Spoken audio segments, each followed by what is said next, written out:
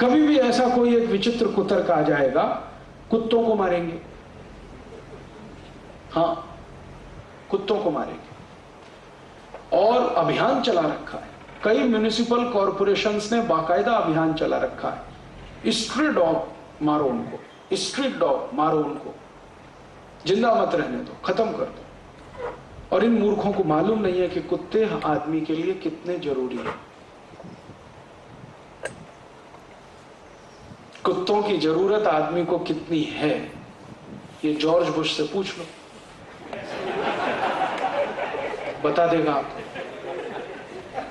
आपको मालूम है जॉर्ज बुश को अपनी सुरक्षा का सबसे ज्यादा भरोसा कुत्तों पे ही है।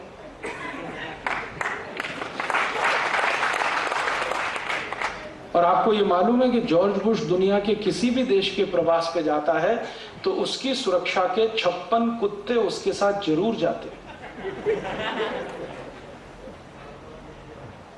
और उन सभी कुत्तों का जॉर्ज बुश ने बाकायदा ओहदा तय किया हुआ है, पोस्ट है उनकी। अभी हमारे यहां संसद में अभी थोड़े दिन पहले बवाल हुआ ना, गांधी जी की समाधि पे जॉर्ज बुश गया, उसके पहले उसका कुत्ता गया और उस कुत्ते ने पहले गांधी जी की समाधि का चक्कर लगाया, सूंघ सूंघ कर देखा। वो कुत्ता साधारण नहीं है, जॉर्ज बुश का सार्जेंट है। हाँ, और जॉर्ज बुश ने उसके रुकने के लिए स्पेशल होटल की व्यवस्था की थी और पूरा एक होटल जॉर्ज बुश के 56 कुत्तों के लिए बुक था, दिल्ली का 56 कुत्तों के लिए पूरा होटल बुक था। और उस होटल के मालिक को कह दिया गया था कि ये आपको करना है। तो मालिक कह रहा था कि अब तक तो मेरे कमरों में आदमी रुके हैं, अब ये कुत्ते रहेंगे। तो उन्होंने कहा हाँ, ये खास कुत्ते हैं, इनकी जरूरत अमेरिका के राष्ट्रपति को है और उनकी सुरक्षा के काम में ये लगे हुए हैं। तो कुत्ते कितने महत्वपूर्ण होते हैं ये जॉर्ज बुश से पूछ लो।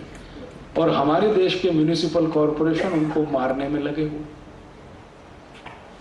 और इतना ही नहीं, उससे भी ज्यादा खतरनाक काम कि अगर उनको मार नहीं सको तो उनका नसबंदी करा दो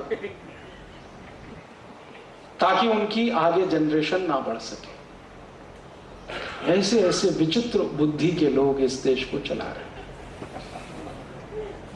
कहते हैं जी कुत्ते ने काट लिया तो मैं उनसे कहता हूं कि आप बिल्कुल घबराओ मत, कुत्ते के काटने से तो जरूर बच जाओगे, उससे ज्यादा खतरनाक तो आदमी है, उसने काट लिया तो बचने के कोई चांसेस नहीं। कुत्ता तो हमेशा वफादारी निभाता है, आदमी का कोई भरोसा नहीं। और आपको अब मैं एक बहुत सीरियस बात बताने जा रहा हूं कि कुत्तों की क्या जरूरत है इस देश को, हमको। थोड़े दिन पहले सुनामी आया था, आपने सुना? और सुनामी आया तो मैं और मेरे कुछ दोस्त सहयोगी मिलकर सेवा कार्य करने के लिए अंडमान निकोबार गए थे। लगभग 1 महीने हमने वहां सेवा कार्य किया था। क्या सेवा कार्य किया था? वहां के लोग जो भयंकर सुनामी से पीड़ित थे, उनको स्ट्रेस बहुत था, मेंटल स्ट्रेस। और अक्सर ऐसे बड़े दुर्घटनाओं में स्ट्रेस होता है और उसकी दवा सबसे अच्छी होम्योपैथी में है। मैं थोड़ा होम्योपैथी जानता हूं, तो मेरे होम्योपैथी डॉक्टर दोस्तों को लेके 1 महीने हमने वहां सेवा कार्य किया था। लगभग 3,500 मरीजों को होम्योपैथी की दवाएं देकर मेंटल स्ट्रेस से बाहर लाया था। तो उस समय मैं जितने भी गांव में गया अंडमान निकोबार के, हर गांव में मैं एक प्रश्न पूछता था लोगों से, कितने लोग मरे? तो किसी गांव में 100 लोग, किसी में 150, किसी में 50, किसी में 70, किसी में 75। एक गांव में तो पता चला 1,500 लोग मर गए। अच्छा, ये प्रश्न पूरा होने के बाद दूसरा प्रश्न मैं जानबूझ के पूछता था कि आपके गांव में कितने जानवर मरे? तो पता चला एक भी नहीं। कुत्ता मरा? नहीं मरा। गाय मरी? नहीं मरा। भैंस मरी? नहीं मरा। बंदर मरा? नहीं। कौन जानवर मरा? एक भी नहीं। अच्छा, पक्षी कितने मरे? एक भी नहीं। और मनुष्य कितने मर गए? 36,000। कैसे मर गए? तो इसका उत्तर मुझे गांव के एक सरपंच ने दिया, आपको मालूम नहीं मनुष्य मूर्ख होता है? तो मैंने कहा इसका कहने का मतलब क्या है आपका? उन्होंने कहा मनुष्य महामूर्ख होता है, जानवरों को मनुष्य से ज्यादा अकल होती है। मैंने पूछा बता दीजिए, मुझे सिद्ध कर दीजिए। उन्होंने कहा मैं बताता हूं। वो सरपंच मुझे मिला अंडमान निकोबार के एक गांव में, उस गांव का नाम है बंबू फ्लैट। अंडमान निकोबार की जो राजधानी है वहां से 60 मील नॉटिकल मील समुद्र में अंदर एक टापू है, टापू पर ये गांव। तो सरपंच ने कहा कि देखो मैं आपको बताता हूं, जब सुनामी आया उससे 2 दिन पहले मेरे कुत्ते को मालूम था कि सुनामी आ रहा है। जब सुनामी आया उससे 2 दिन पहले मेरी गाय को मालूम था सुनामी आ रहा है। जब सुनामी आया तो मेरी भैंस को मालूम था कि सुनामी आ रहा है। जब सुनामी आया तो मेरे घर के चूहों को, ऊंदर को मालूम था कि सुनामी आ रहा है। जब सुनामी आया तो बिल्ली को मालूम था कि सुनामी आ रहा है। जब सुनामी आया तो कीड़ी, चींटी, आंट्स को मालूम था कि सुनामी आ रहा है।